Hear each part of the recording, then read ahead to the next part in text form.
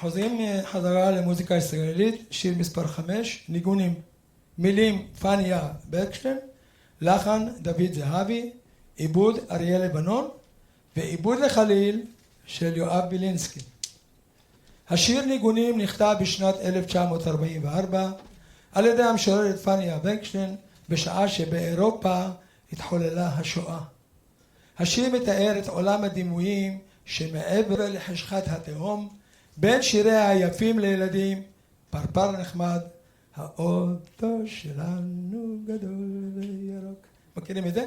הלחן של דוד זהבי מזכיר לחן יהודי מסורתי של יהודי מזרח אירופה.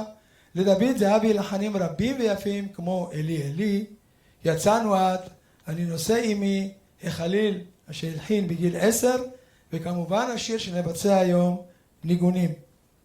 כל הגה איתם וכל צליל ייעלם, בקולכם הרחוק יהום, עיניי אעצום והרני איתכם מעל לחשכת התהום.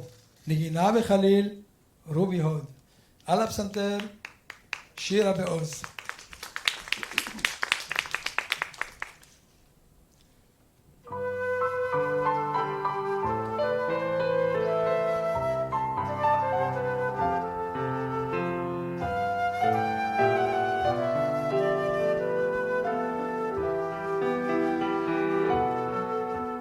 שתלתם ניגונים מביאים באבי, ניגונים מזמורים שכוחים,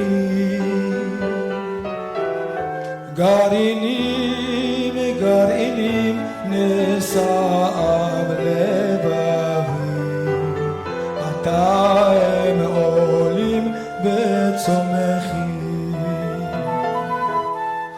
עתה הם שולחים פורות בדמי, שורשיהם באורכי שלובים.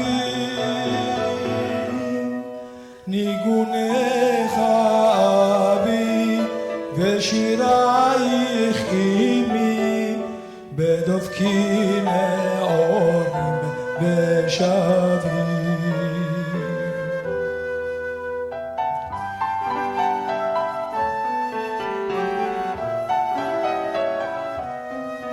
הנה אזין שיר ארסי הרחוק, הביע פיהם אלה בד.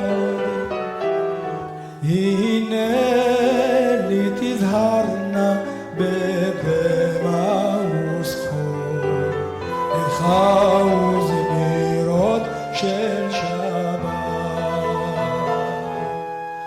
כל הגה איתם וכל צליל ייעלם, בקולכם הרחוק כי יהום.